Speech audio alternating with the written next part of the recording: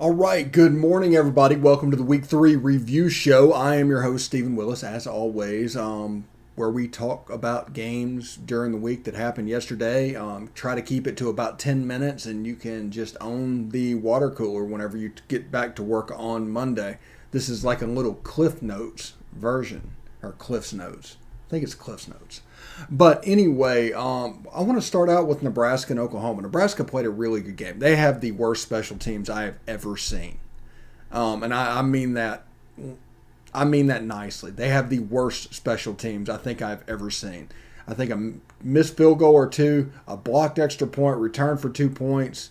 It was the margin of victory at that point. Scott Frost had his guys out ready to play. He really did. The special teams absolutely let him down.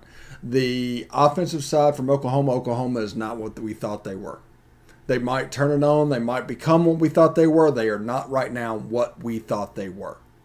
And knowing that could make for a fairly long road in Norman, and what would be shortly a Texas and Oklahoma SEC love fest that's planned for a couple of weeks. So we'll see how that goes. Oklahoma did beat Nebraska 23-16. The other main game that we want to talk about is the Alabama-Florida game. Alabama jumped out on Florida 21-3. Whenever the script was involved, it was 21-3. And then once Florida settled down, they dominated that game. They missed a 2-point conversion at the end that would have tied it. Alabama won by 2 points. And historically, you didn't beat Alabama without great quarterback play. That was a necessity to beat Alabama. You look at Bo Wallace, you look at Steven Garcia, you look at Joe Burrow. Those guys, you needed that great quarterback play in order to beat Alabama. Well, yesterday their defense was getting dominated by a one-dimensional Florida team that couldn't really throw the football. That should be a red flag, a major red flag for the Alabama defense, especially in 2 weeks with Ole Miss coming into town.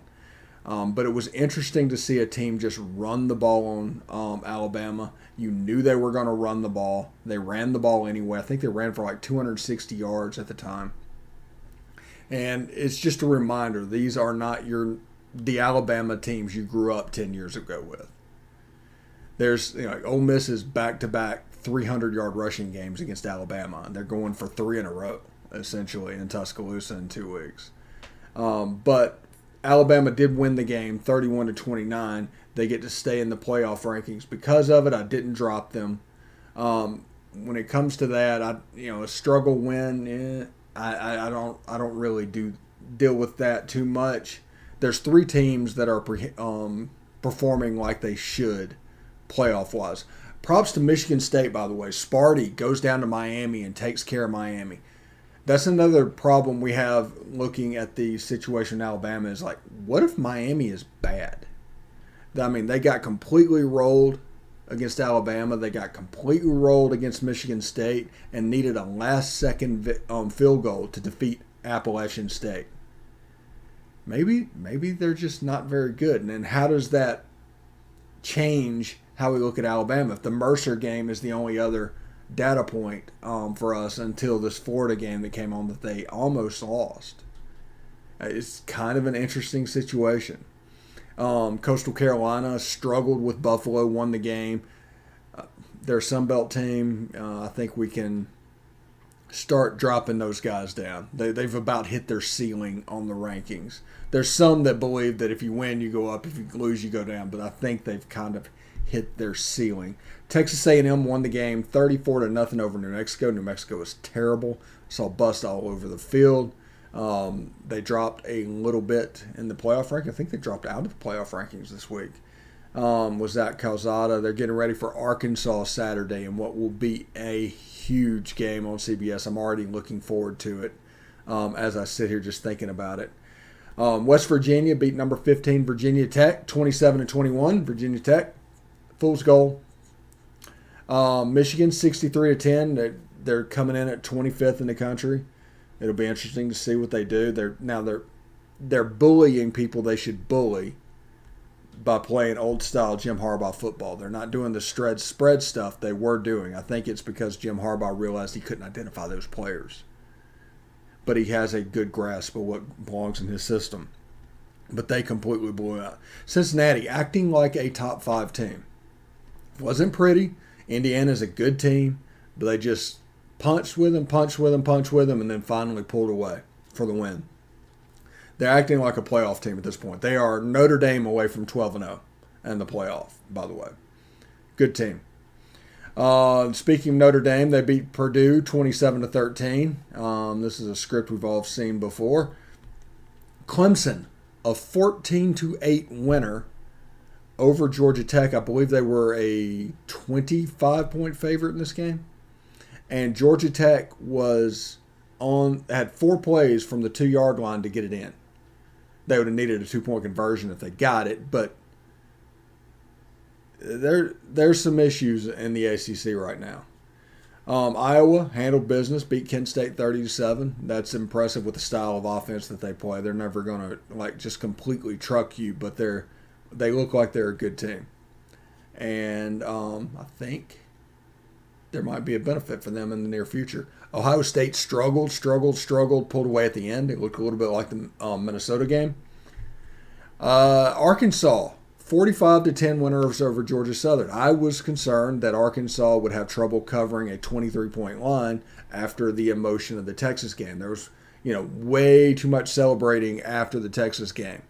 And because of that, I thought, they'd come out and be sluggish. Well, they weren't. They just kind of bullied and ran over Georgia Southern. Georgia completely dominated South Carolina. We all expected them to completely dominate. They didn't cover, but 40-13 winner there. They're going to retain their spot. North Carolina, a 59-39 winner over Virginia. Yeah, that happened.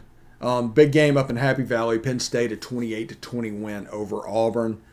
Auburn, again, they do a good job of accentuating what Bo Nix does well, but Auburn has a Bo Nix problem. Oregon 48-7 over Stony Brook, paycheck game. Ole Miss defeated Tulane 61-21. It could have been 100. They completely took their foot off the gas with like 9 minutes to go in the third quarter. It was kind of impressive. BYU 27-17 winners over Arizona State, and I think the BYU coach is kind of setting himself up to be in the pole position with James Franklin for the USC job if he wants it. Iowa State Cyclones took care of UNLV 48-3. And the upset of the day, Fresno State defeated UCLA. Now, if you're an Ole Miss fan watching this and you're wondering what's going on, I project that you'll be somewhere between 12th and 15th when the polls come out today. They were 16th in the coaches, 17th in the AP. The teams that lost, Virginia Tech lost, UCLA lost, Coastal Carolina struggled. If the pollsters are legit, they will drop the Chanticleers down a little bit, even though that's not really something that happens. But we'll see. Michigan State should be ranked this week. They have a good little ball team. So let's look over at the playoff games real quick. And the playoff rankings for us, Georgia's still handling business. They've been our wall-to-wall number 1 of our playoff rankings. Number 2, Alabama. I didn't want to drop them over a road Florida win, even though if it was closer than the experts think. I bumped Cincinnati up because there's 3 teams that have acted like playoff teams and top 5 teams should. Oregon struggled in the first week, but their Ohio State victory gets them in at number 4. Number 5, Oklahoma, who fell out of the playoff into the number 5, and the Iowa Hawkeyes make an appearance into the top 6. Now, the way we look at these rankings and what we do is based off no preseason hype. It was based off of week 1 and then building off of that week 1. I don't want to jump anybody up too quickly. Like I wouldn't take Ole Miss, for instance, at 16 and bump them into the top 6. That wouldn't make sense unless they won against Alabama or something like that. But as it sits right now, we're trying to logically look at this with wins being the number 1 criteria. If you win the game, you're not going to be overly punished. And then how are you actually playing?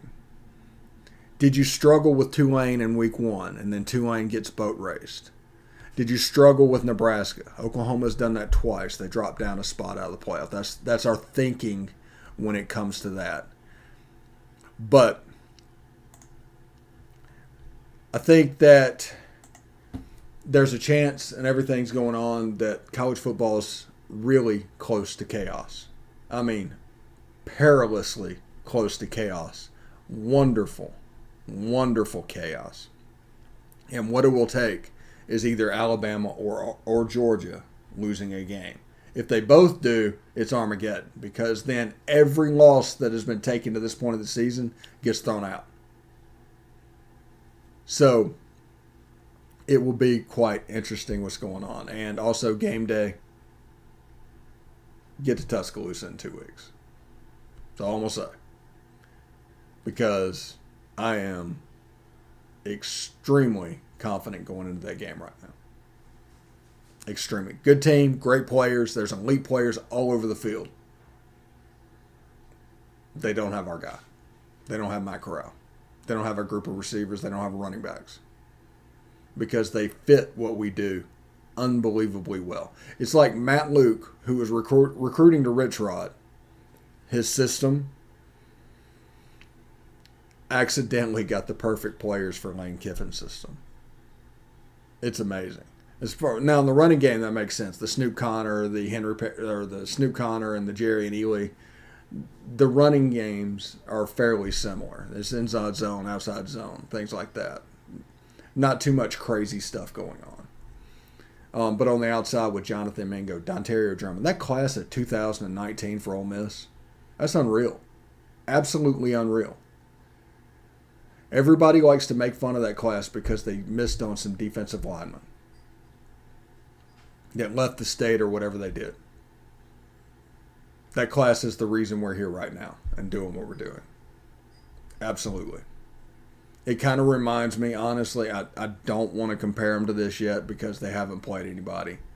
But the 2019 LSU team, there's a 3-star that they got and developed. There's Jordan Jefferson that was a 2-star out of Louisiana that was a legacy, 3rd generation or 2nd generation or whatever. And these players were going to be there because it was a generational year, but they were going to LSU. There was nothing special that was done. Clyde Edwards-Helaire, he was a 3-star. It just so happened that they translated very well, and that is what is going on with that 2019 class. Very impressed. Anyway, this has been the Week 3 review show. Thank you very much for watching, and I will see you next week. Remember the Palmcast tomorrow, 10 a.m. Central. Bill Flowers, Thursday, 6. And we'll do things like Beast of the East on Monday night, Best of the West Tuesday night, and SEC After Dark Wednesday night. So we got a lot of stuff going on, even though it's a bye week. So stick around and enjoy it. Until then, though, hotty toddy.